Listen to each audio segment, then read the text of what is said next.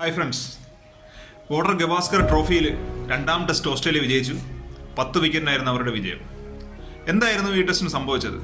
India first ഇന്നിങ്സിൽ 180 റൺസിന് India all ഔട്ടായി. രണ്ടാം ഇന്നിങ്സിൽ ഇന്ത്യ 175 ഓൾ ഔട്ടായി.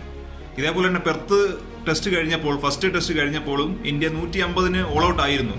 പക്ഷേ ബൗൺസ് ബാക്ക് ചെയ്തു. ഇന്ത്യയുടെ ബോളേഴ്സ് ബൗൺസ് ബാക്ക് ചെയ്തുകൊണ്ട് ഓസ്ട്രേലിയ പിടിച്ചു കെട്ടി. ബോളിങ്ങിൽ ഓസ്ട്രേലിയ ചെറിയ സ്കോറിൽ അവരുടെ ഫസ്റ്റ് ഇന്നിങ്സ് പിടിച്ച് കെട്ടാൻ കഴിഞ്ഞതുകൊണ്ടാണ് പെർത്ത് ടെസ്റ്റിൽ ഇന്ത്യക്ക് വിജയിക്കാൻ പറ്റിയത്. പക്ഷേ എല്ലാ ടെസ്റ്റിലും അങ്ങനെ സംഭവിക്കണമെന്നില്ലല്ലോ. എക്സാക്ട്ലി അത് തന്നെയാണ് ഇപ്പോൾ ഇവിടെ സംഭവിച്ചത്. ഇന്ത്യ സെയിം, അതായത് 42 റൺസ് അതിനകത്ത് നിതീഷ് റെഡ്ഡിയുടെ സംഭാവനയുണ്ട്. അതൊന്ന് കുറച്ചു കഴിഞ്ഞാൽ ഈ 180 റൺസ് പോലും ഇനി എത്തത്തില്ലായിരുന്നു. ഫസ്റ്റ് ഇന്നിങ്സിൽ ഇന്ത്യ കൊളാപ്സ് ആയതിനു ശേഷം നമ്മൾ കണ്ടുവരികയാണ് ബോളിങ്ങിൽ അത്ര തന്നെ തീവ്രത, പെർത്ത് ടെസ്റ്റിലുണ്ടായിരുന്ന ഒരു തീവ്രത, എഫക്റ്റീവ്നെസ് ഈ രണ്ടാം ടെസ്റ്റിൽ ഇന്ത്യൻ ബോളേഴ്സിന്റെ ഭാഗത്തു നിന്നുണ്ടായില്ല. സ്റ്റാറ്റ്സ് നോക്കുവാണെങ്കിൽ ബുംറയും 4 വിക്കറ്റ്, സിറാജും 4 വിക്കറ്റ് ഒക്കെ എടുത്തു. പക്ഷേ ഓസ്ട്രേലിയ 300-ന്റെ മേളിൽ സ്കോർ ചെയ്തു. അതിൽ വലിയൊരു കാരണം ട്രാവിസ് ഹെഡ് എന്ന് പറഞ്ഞു കഴിഞ്ഞാൽ ഇന്ത്യക്ക് ഒരു തലവേദനയായിക്കൊണ്ടിരിക്കുകയാണ്. ട്രാവിസ് ഹെഡിന്റെ ഓവറോൾ സ്ട്രൈക്ക് റേറ്റും ഓവറോൾ കാരിയർ ആവറേജും നോക്കിക്കഴിഞ്ഞാൽ ഇന്ത്യക്കെതിരെ 60 എബോവ് ആണ് അദ്ദേഹത്തിന്റെ ആവറേജ് ഓൾ ഓഫ് ഫോർമാറ്റിൽ. T20യും വൺഡേയും ടെസ്റ്റും ഇൻക്ലൂഡ് ചെയ്തുകൊണ്ടാണിത്. പക്ഷേ മറ്റുള്ള ടീമിനെതിരെ ട്രാവിസ് ഹെഡിന്റെ ആവറേജ് എന്ന് പറഞ്ഞു കഴിഞ്ഞാൽ 30 ആൻഡ് ബിലോ ആണ്. ട്രാവിസ് ഹെഡിന് മുമ്പിൽ ഇന്ത്യ എതിരാളിയാണെങ്കിൽ ഡെഫിനറ്റ്ലി അദ്ദേഹത്തിന്റെ മികച്ച ഒരു പെർഫോമൻസ് ഉറപ്പാണ്. ഈ മാച്ചിലും ട്രാവിസ് ഹെഡ് 140 റൺസ് എടുത്തു. പക്ഷേ വേറൊരു കാര്യം അവിടെ സംഭവിച്ചു, സ്ലെഡ്ജിങ്. ഓസ്ട്രേലിയ എന്ന് പറഞ്ഞു കഴിഞ്ഞാൽ സ്ലെഡ്ജിങ്ങിന് പേര് കേട്ടൊരു ടീമാണ്. ഇന്നലെ ട്രാവിസ് ഹെഡിന്റെ വിക്കറ്റ് സിറാജ് എടുത്തിട്ട് ട്രാവിസ് ഹെഡിനെ നീ ഇറങ്ങിപ്പോയിക്കോ എന്നുള്ള ഒരു ആംഗ്യത്തോടു കൂടി സിറാജ് ചെയ്തപ്പോൾ ട്രാവിസ് ഹെഡും ചൂടായിട്ട് സംസാരിക്കുന്ന ഒരു ഫൂട്ടേജ് നമ്മൾ കണ്ടിരുന്നു. പക്ഷേ എനിക്ക് ചിരിയാണ് വന്നത്. കാരണം ട്രാവിസ് ഹെഡ് ഔട്ടായത് 140 റൺസിലാണ്. സിറാജ് 140 റൺസ് എടുത്തതിന് ശേഷമാണ് ട്രാവിസ് ഹെഡിന്റെ വിക്കറ്റ് എടുത്തിട്ട് ആ രീതിയിൽ സ്ലെഡ്ജ് ചെയ്തത്. ഒരു 4-5 അല്ലെങ്കിൽ ഫസ്റ്റ് ഓവറിൽ വന്നിട്ട് അല്ലെങ്കിൽ ഫസ്റ്റ് സ്പെല്ലിൽ വന്നിട്ട് ട്രാവിസ് ഹെഡിന്റെ വിക്കറ്റ് അദ്ദേഹം ഒരു ബിലോ 30 സ്കോറിൽ എടുക്കാൻ കഴിഞ്ഞിരുന്നെങ്കിൽ ഈ സ്ലെഡ്ജ് ചെയ്യുന്നതിന് അർത്ഥമുണ്ടെന്ന് നമുക്ക് വിശ്വസിക്കാമായിരുന്നു. ആ സമയം ട്രാവിസ് ഹെഡ് ഔട്ടായ ആ സമയത്തിൽ ഇന്ത്യക്കെതിരെ വലിയൊരു ഡാമേജ് അദ്ദേഹം സൃഷ്ടിച്ചു കഴിഞ്ഞിരുന്നു. പിന്നെ ഇങ്ങനെ ഒരു സ്ലെഡ്ജിങ്ങിന്റെ ആവശ്യമുണ്ടോ എന്ന് തന്നെ ചിന്തിക്കേണ്ടിയിരിക്കുന്നു. ഓസ്ട്രേലിയൻ ടീം അവസാനം 180 റൺസിന്റെ അടുത്തോളം ലീഡ് ഉയർത്തിക്കൊണ്ട് അവരുടെ ഫസ്റ്റ് ഇന്നിങ്സ് കഴിഞ്ഞു. KL രാഹുലും യശസ്വി ജയ്സ്വാളും വന്നിട്ട് ഓപ്പൺ ചെയ്തു. മികച്ചൊരു ബാറ്റിംഗ് പ്രകടനം നടത്തിയെങ്കിൽ മാത്രമേ ഈ ടെസ്റ്റിൽ പിടിച്ചു നിൽക്കാൻ പറ്റൂ എന്ന് ഇന്ത്യക്ക് ഉറപ്പുണ്ടായിരുന്നു. പക്ഷേ അൺഫോർച്ചുനേറ്റ്ലി ഇന്ത്യൻ ബാറ്റ്സ്മാൻമാർ വളരെ രീതിയിൽ ആയിട്ടുള്ളൊരു ബോഡി ലാംഗ്വേജ് ആണ് നമ്മൾ ക്രീസിൽ കണ്ടത്. അതിന്റെ തുടർച്ചയായിട്ട് യശസ്വി ജയ്സ്വാൾ സ്ലിപ്പിൽ കോട്ട് ആൻഡ് ബോളിൽ ഔട്ടായി. Day and night match, pink ball match ആയതുകൊണ്ട് 25 ഓവർ ശേഷിക്കുകയാണ് ഓസ്ട്രേലിയൻ ടീം അവസാനമായിട്ട് ഓൾ ഔട്ട് ആയതിനു ശേഷം ഇന്ത്യക്ക് ബാറ്റിങ്ങിലേക്ക് വരേണ്ടി വന്നത്. അപ്പോൾ ഈ 25 ഓവേഴ്സ് അണ്ടർ ലൈറ്റ്സിൽ എങ്ങനെ കളിക്കുന്നു, അല്ലെങ്കിൽ ഈ പിങ്ക് ബോളിന്റെ ന്യൂ ബോളിനെ മാക്സിമം ഓവർ വെയിറ്റ് ചെയ്തുകൊണ്ട് അതിനെ ഓൾഡ് ബോളാക്കി മാറ്റേണ്ട കടമ ഓപ്പണേഴ്സിനുണ്ട്. അപ്പോൾ അവർ മാക്സിമം ടൈം വിക്കറ്റ് കൊടുക്കാതെ ഈ 20-25 ഓവർ പിടിച്ചു നിന്നെങ്കിൽ മാത്രമേ ഇന്നത്തെ ഡേ അവസാനിച്ചിട്ട് പിറ്റേ ദിവസം ആ ഒരു നമ്മുടെ സൺ ലൈറ്റിന്റെ അണ്ടറിൽ കളിക്കുമ്പോൾ പിച്ചിന്റെ സ്വഭാവത്തിനൊക്കെ വേരിയേഷൻ വരാനുള്ള ചാൻസ് ഉണ്ടായിരുന്നു. പക്ഷേ അൺഫോർച്ചുനേറ്റ്ലി യശസ്വി ജയ്സ്വാളും KL രാഹുലും അത് യാഥാർത്ഥ്യമാക്കുന്നതിൽ വിജയിച്ചില്ല.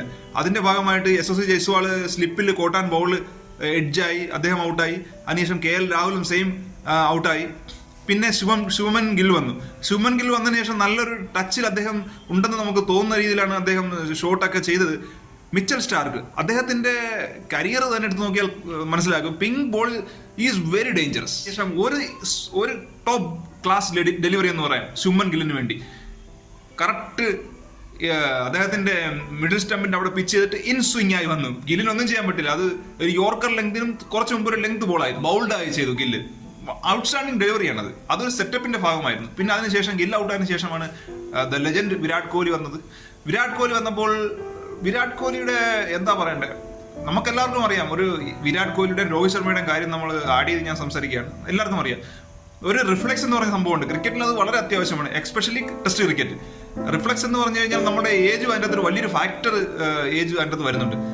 വിരാട് കോഹ്ലിക്കും രോഹിത് ശർമ്മയ്ക്കും ഒരു പഴയ റിഫ്ലെക്സ് ഇപ്പോൾ ഉണ്ടോ എന്നുള്ളത് സംശയമാണ്. വിരാട് കോഹ്ലിയുടെ കഴിഞ്ഞ കുറെ നാളത്തെ സ്റ്റാറ്റ്സ് എടുത്ത് നോക്കി തന്നെ കഴിയാം. ഓഫ് സ്റ്റമ്പിന് പുറത്തു വരുന്ന ബോൾ അദ്ദേഹത്തിന് അദ്ദേഹത്തിന്റെ വിക്കറ്റുകൾ നഷ്ടപ്പെടാനുള്ള കാരണമായിട്ടുണ്ട്. അതേ സെയിം സ്ട്രാറ്റജി തന്നെയാണ് വിരാടിനെതിരെ ഈ കളിയിലും അവർ ഓസ്ട്രേലിയ പിന്തുടർന്നത്. ബോളണ്ട് എന്നുള്ള ഒരു ന്യൂ ബോളർ, ഇപ്പോൾ ഹേസൽ വുഡിന് പകരം വന്നൊരു ബോളറാണ് ബോളണ്ട്. അദ്ദേഹത്തിന്റെ ബോളിംഗ് ശ്രദ്ധിച്ചാൽ മതി. പ്രിസൈസ് ലെങ്ത്, അതായത് ഒരു ബോളർ 6 ബോളും ഒരേ പൊസിഷനിൽ ഹിറ്റ് ചെയ്യാൻ കഴിഞ്ഞു കഴിഞ്ഞാൽ അതാണ് ഒരു ബോളർ, ഒരു പാകം വന്നൊരു ബോളറിന്റെ പ്രത്യേകത. ബോളണ്ട് ഈ കളിയിൽ അദ്ദേഹത്തിന്റെ എല്ലാ സ്പെല്ലിലും പ്രിസൈസ് ആയിട്ടുള്ള ലൊക്കേഷൻ വിത്ത് കറക്റ്റ് ആക്യുറസി അത് കീപ്പ് ചെയ്തുകൊണ്ട് ബോൾ ചെയ്തു. അതിന്റെ ഫലം അദ്ദേഹത്തിന്റെ ബോൾ വലിയ ഫാസ്റ്റ് അല്ല, അണ്ടർ 140 km/h അദ്ദേഹം ബോൾ ചെയ്യുന്നത്. പക്ഷേ അദ്ദേഹത്തിന്റെ ലൈൻ ആൻഡ് ലെങ്ത്, പിന്നെ പിച്ചിന്റെ കൂടെ ഉള്ള ആ ഒരു പിച്ചിന്റെ കൂടെ ഹെൽപ്പ് കിട്ടുമ്പോൾ അദ്ദേഹം വളരെ ഡേഞ്ചറസ് ആയി മാറി. വിരാട്ടിനെതിരെ അദ്ദേഹം ഒരു സെറ്റപ്പാണ് ചെയ്തത്. കറക്റ്റ് ആയിട്ടുള്ള ഔട്ട്സൈഡ് ഓഫ് സ്റ്റംപ് ലെങ്തിൽ ഒരേ സമയം ഇൻസ്വിങ്ങും ഒരേ സമയം ഔട്ട് സ്വിങ്ങും മാറി മാറി ചെയ്തുകൊണ്ടിരുന്നു. വിരാട്ടിന്റെ പഴയ ടച്ചിൽ അദ്ദേഹത്തിന് ഇതൊക്കെ ഈസി ആയിട്ട് ജഡ്ജ് ചെയ്യാൻ പറ്റുമായിരുന്നു ആ റിഫ്ലക്സ് ഉള്ളപ്പോൾ. പക്ഷേ അൺഫോർച്ചുനേറ്റ്ലി അദ്ദേഹത്തിന്റെ ഏജ് ഓവർ ആയതുകൊണ്ടായിരിക്കാം ഈ പ്രായത്തിൽ അദ്ദേഹത്തിന് പഴയ ഒരു ഫ്ലെക്സിബിലിറ്റി ഇല്ല. അതിന്റെ ഭാഗമായിട്ട് ഓഫ് സ്റ്റമ്പിന് വെളിയിൽ പിച്ച് ചെയ്തു. എന്നാൽ അതിന്റെ ട്രജക്ടറി എന്ന് പറഞ്ഞു കഴിഞ്ഞാൽ അദ്ദേഹം ലീവ് ചെയ്യാൻ പറ്റാത്തൊരു ബോളാണ്. അദ്ദേഹം ബാറ്റ് വെച്ചു, പക്ഷേ outside edge, out, caught and bowled. ശേഷം രോഹിത് ശർമ്മ ഒരുപക്ഷെ സന്തോഷിക്കുന്നുണ്ടായിരിക്കും, കാരണം ഓപ്പൺ ചെയ്യേണ്ടി വരുന്നില്ലല്ലോ. ഓപ്പണിംഗ് ഒരിക്കലും ഒരു ബാറ്റ്സ്മാൻ ടെസ്റ്റിൽ ഓപ്പൺ ചെയ്യാൻ ആഗ്രഹിക്കത്തില്ല, എക്സ്പെഷ്യലി ഫോം ഔട്ടിൽ നിൽക്കുന്ന ഒരു ബാറ്റ്സ്മാൻ. രോഹിത് ശർമ്മയുടെ റീസെന്റ് ഫോം എന്ന് പറഞ്ഞു കഴിഞ്ഞാൽ വളരെ ഡൗൺ ആണ്. ഓപ്പണിംഗിൽ അദ്ദേഹം ആഗ്രഹിക്കുന്നില്ലാത്തതുകൊണ്ട് തന്നെ അദ്ദേഹം 6th പൊസിഷനിൽ കുറച്ച് എൻജോയ് ചെയ്യാനും, അതുമാത്രമല്ല അദ്ദേഹത്തിന് ആപ്റ്റ് ആയിട്ടുള്ളൊരു സിറ്റുവേഷൻ ആയിരുന്നു ഇന്നലെ ഉണ്ടായിരുന്നത്. ഇന്ത്യയുടെ ഒരു തുലാസ് നിൽക്കുന്ന ഒരു സമയമായിരുന്നു അദ്ദേഹം വന്നത്. ഒന്നുകിൽ ഇങ്ങോട്ട് അല്ലെങ്കിൽ അങ്ങോട്ട് കൊണ്ടുപോകാൻ ഒരു എക്സ്പീരിയൻസ് ഉള്ള ബാറ്റേഴ്സിന് മാത്രമേ മുന്നോട്ട് തന്റെ ഉത്തരവാദിത്തം ഷോൾഡറിൽ എടുത്തുകൊണ്ട് പോകാൻ പറ്റത്തുള്ളൂ. അത് രോഹിത് ശർമ്മ പണ്ട് ഒരുപാട് കാലം അത് തെളിയിച്ചിട്ടുള്ളതാണ്. അപ്പൊ അതേ സെയിം പൊസിഷനിൽ ഇന്ത്യ ഇന്നലെ നിൽപ്പുണ്ടായിരുന്നു. പക്ഷേ അദ്ദേഹത്തിന്റെ ക്ലാസിക് ടച്ചൊക്കെ ഒരുപാട് നാൾക്ക് മുമ്പേ നഷ്ടപ്പെട്ടതുപോലെയാണ് നമുക്ക് തോന്നുന്നത്. കാരണം ഇന്നലെ വന്നപ്പോൾ തന്നെ അദ്ദേഹത്തിന്റെ ബോഡി ലാംഗ്വേജ്, അതുകൂടാതെ പാറ്റ് കമ്മിൻസിന്റെ വളരെ വലിയൊരു ശക്തമായ LBW അപ്പീലിനെ അതിജീവിച്ചു. അൺഫോർച്ചുനേറ്റ്ലി അതൊരു ചെറിയൊരു ഇൻസൈഡ് എഡ്ജ് അദ്ദേഹത്തിന്റെ ബാറ്റിലുണ്ടായിരുന്നു, അതുകൂടാതെ അതൊരു നോ ബോൾ ആയിരുന്നു. പക്ഷേ എങ്കിലും ഔട്ട്സൈഡ് ഓഫ് സ്റ്റമ്പിൽ പിച്ച് ചെയ്തിട്ട് ഇൻസ്വിംഗ് ആയിട്ട് വരുന്ന ബോളുകളെ ഫേസ് ചെയ്യുന്നത് രോഹിത് ശർമ്മയുടെ വളരെ വലിയൊരു വീക്ക് പോയിന്റ് ആയിട്ട് ഇപ്പം മാറിയിരിക്കുന്നു. എന്നാൽ പണ്ടത്തെ അദ്ദേഹത്തിന്റെ പീക്ക് ടൈമുകളിൽ അദ്ദേഹം ഇങ്ങനെയുള്ള ബോളുകളൊക്കെ വളരെ അതായത് അദ്ദേഹത്തിന്റെ റിസ്റ്റിന്റെ പ്രയോഗത്തിലൂടെ അദ്ദേഹം ലെഗ് സൈഡിലേക്ക് ഫ്ലിക്ക് ചെയ്തുകൊണ്ട് ഒരുപാട് റൺസ് സ്കോർ ചെയ്തിട്ടുണ്ട്. എഗൈൻ ഞാൻ വീണ്ടും പറയുകയാണ്, റിഫ്ലെക്സ് ഏജ് കൂടുന്തോറും നമ്മുടെ റിഫ്ലെക്സ്, നമ്മുടെ ബോഡി ലാംഗ്വേജിനൊക്കെ ഒരുപാട് മാറ്റങ്ങൾ സംഭവിക്കും. അത് മനസ്സിലാക്കിയിട്ട് തന്റെ ഗെയിമിൽ ഒരു ചേഞ്ച്മെന്റ് വരുത്തേണ്ടത് അത്യാവശ്യമാണ്. അങ്ങനെ വന്നിട്ടില്ല എന്നുണ്ടെങ്കിൽ നമുക്ക് അതൊരു വളരെ വലിയൊരു വീക്ക് പോയിന്റ് ആയിട്ട് നമ്മുടെ ഗെയിം തന്നെ ഇല്ലാതാവുന്നൊരു അവസ്ഥയിലേക്ക് വരും. അത് തന്നെയാണ് നമ്മുടെ സ്റ്റീവൻ സ്മിത്ത്, ഓസ്ട്രേലിയൻ ടീമിലുള്ള സ്റ്റീവൻ സ്മിത്തിന് സംഭവിച്ചിരിക്കുന്നത്. അദ്ദേഹത്തിന്റെ വിക്കറ്റ് ഡെലിവറീസ് ഒക്കെ സ്റ്റീവൻ സ്മിത്തിന്റെ സ്ട്രെങ്ത് ആയിരുന്നു. പക്ഷേ ഇപ്പോൾ അദ്ദേഹം അങ്ങനെയുള്ള വിക്കറ്റുകളിലാണ് കൂടുതലും LBW ഒക്കെ ആയി ഔട്ട് ആകുന്നത് നമ്മൾ കാണുന്നത്. അതുകൊണ്ട് രോഹിത് ശർമ്മയ്ക്കും വിരാട് കോഹ്ലിക്കുമൊക്കെ ഇനി ചെയ്യേണ്ടത് തങ്ങളുടെ പഴയ ഒരു റിഫ്ലെക്സ്, പഴയ ആ ഒരു സ്ട്രോങ് പോയിന്റ് മനസ്സിൽ കണ്ടുകൊണ്ട് വീണ്ടും ഇറങ്ങാതെ, ഈ റിഫ്ലെക്സ് ഇപ്പോൾ തങ്ങളുടെ ഇല്ല എന്ന് മനസ്സിലായിക്കൊണ്ട് ആ ഒരു വീക്ക്നെസ് എങ്ങനെ ഓവർകം ചെയ്യാമെന്നുള്ള ഒരു മെത്തേഡ് അവലംബിക്കേണ്ടതുണ്ട്. എങ്കിൽ മാത്രമേ ഇനി അങ്ങോട്ട് മുന്നോട്ടുള്ള അവരുടെ ടെസ്റ്റ് കരിയറിൽ എന്തെങ്കിലുമൊക്കെ ചെയ്യാൻ കഴിയൂ. ഇല്ലെങ്കിൽ യങ്സ്റ്റേഴ്സിന് വേണ്ടി മാറിക്കൊടുക്കേണ്ടത് തന്നെയാണ് ഉത്തമം എന്നാണ് ഞാൻ പറയുന്നത്. അങ്ങനെ അവസാനം പിന്നെ ഔപചാരികതമായ ചടങ്ങുകൾ മാത്രമാണ്. പക്ഷെ നിതീഷ് റെഡ്ഡി എന്ന യങ് പ്ലെയർ കുറച്ചു നേരം പിടിച്ചു നിന്നു. അദ്ദേഹത്തിന്റെ ആ ഒരു പിടിച്ചു നിന്നതിന്റെ ഭാഗമായിട്ട് കുറച്ചുകൂടെ നേരം നമുക്ക് കളി നീട്ടിക്കൊണ്ടുപോകാൻ പറ്റിയെന്നുള്ളതല്ലാതെ ഒരു മാറ്റവും സംഭവിച്ചില്ല. അവസാനം ഓസ്ട്രേലിയ 10 വിക്കറ്റിന്, ഇന്ത്യക്ക് വെറും 19 റൺസിന്റെ ലീഡ് മാത്രമേ നേടാൻ കഴിഞ്ഞുള്ളൂ. ഓസ്ട്രേലിയ 10 വിക്കറ്റിന്റെ വിജയം സ്വന്തമാക്കി. നല്ലൊരു മാച്ച് പ്രതീക്ഷിച്ചാണ് നമ്മൾ പോയത്. പക്ഷേ വൺ സൈഡഡ് മാച്ച് എന്ന് വേണമെങ്കിൽ പറയാം. ഇത് ഇന്ത്യ ഒരു സെഷനിലും ഒരു സമയത്ത് പോലും ഇന്ത്യക്ക് മുന്നോട്ട് വരാനുള്ള ഒരു ഓപ്പർച്യൂണിറ്റി ഓസ്ട്രേലിയൻ ടീം കൊടുത്തില്ല. ഓസ്ട്രേലിയൻ ടീം ഇങ്ങനെയാണ്, കങ്കാരുക്കളെ നമുക്ക് ഒരിക്കലും എഴുതി തള്ളാൻ കഴിയില്ല. അവരുടെ തലമുറ തന്നെ എടുത്ത് നോക്കിയാൽ മതി. ഇന്ത്യ ഫസ്റ്റ് മാച്ച് വിജയിച്ചപ്പോൾ നമ്മളെല്ലാം വിചാരിച്ചു ഇന്ത്യയുടെ ആ ഒരു പെർഫോമൻസിൽ ഓസ്ട്രേലിയ ഇനി ഉയർത്തെഴുന്നേൽക്കത്തില്ല എന്ന്.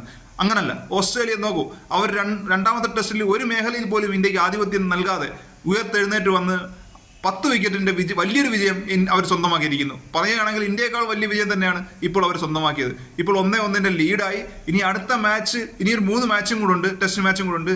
അത് നമുക്ക് വളരെ ആകാംക്ഷയോടെ കാത്തിരിക്കാം. അവിടെ ഇന്ത്യയുടെ ഈ പ്രശ്നങ്ങളൊക്കെ പരിഹരിച്ച് ഇതിൽ നിന്ന് ഒരു പാഠം ഉൾക്കൊണ്ട്, ഈ തോൽവി മനസ്സിലിട്ട് അലട്ടാതെ തോൽവിയിൽ നിന്ന് പാഠം ഉൾക്കൊണ്ട് നല്ല രീതിയിൽ അവിടെ വന്നിട്ട് പെർഫോമൻസ് കാണിച്ചാൽ മാത്രമേ അടുത്ത വരുന്ന ടെസ്റ്റുകളിൽ ഇന്ത്യക്ക് ഒരു മുൻതൂക്കം നേടിയെടുക്കാൻ കഴിയത്തുള്ളൂ. അങ്ങനെയുള്ളൊരു ഭാഗത്തേക്ക് നമുക്ക് ചിന്തിക്കണം. അപ്പോൾ അതിനുവേണ്ടി നമ്മൾ വെയിറ്റ് ചെയ്യുന്നു.